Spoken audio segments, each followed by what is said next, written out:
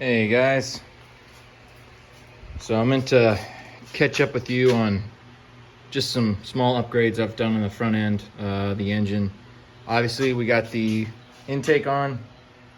This was all ordered from Holly. I'm pretty sure this was just some, I think it's 4-inch tubing. This is flexible tubing here, and then I had to kind of adapt my, right there is the,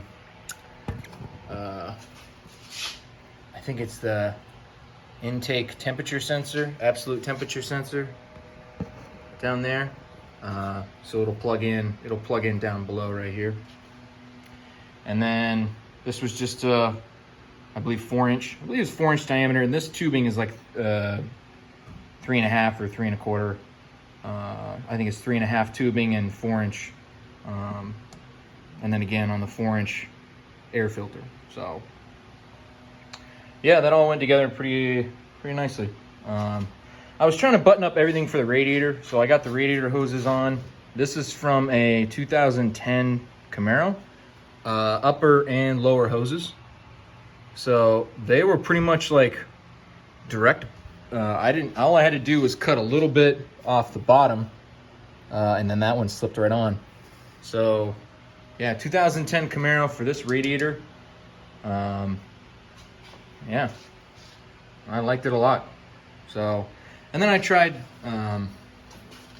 I've got transmission cooling lines that need to go run to my 4L60E. So I kind of bitched up the thread a little bit right here on this one.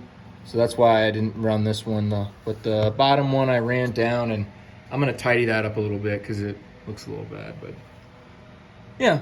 So I was trying to button everything up. Got a radiator cap, so all the important things are on. On the front end, other than that, I do need to run the line. I forgot what this is called. The vent. I think it's a vent lines for the block. But anyway, I need to run that.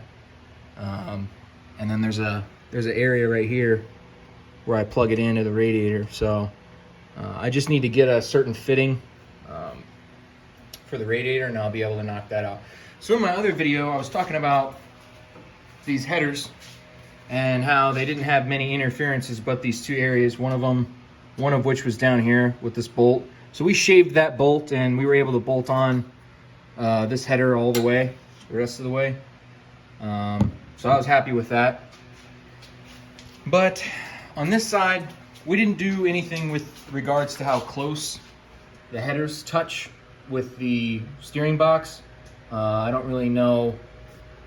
Yeah, right down there. I don't really know what solution can be done for that, but we're gonna leave that as is. But there is another area where these things touch, and I meant to show you guys this, but I just completely forgot about it. So right down here, I'm gonna try and get you guys in there. The header rests almost right on it, right on that header. So when I move the steering wheel for the linkage, I can feel it rubbing on the header. So I don't know if you can see it, but yeah, it pretty much touches there. So I'm not sure what I can do about that header. I hope I don't have to get a new one. But maybe over time my steering linkage will just rub a place right into it, maybe. So yeah, I just need to figure out that.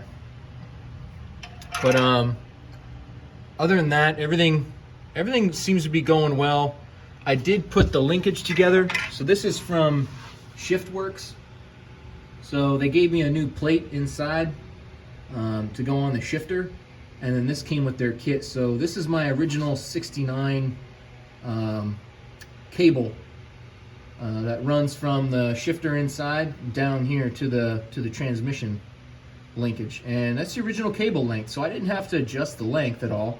I just needed this bracket to adapt it to the 4L65E, which came from Shiftworks, which was really nice. So I'll show you the shifting bracket on the inside there that I had to mount.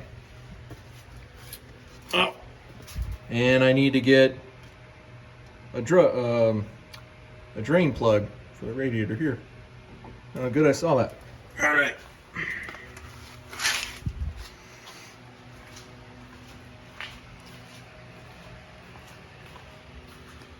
So, oh man, probably can't see it with all the, but there's the new plate that I've got right there. That came from Shiftworks.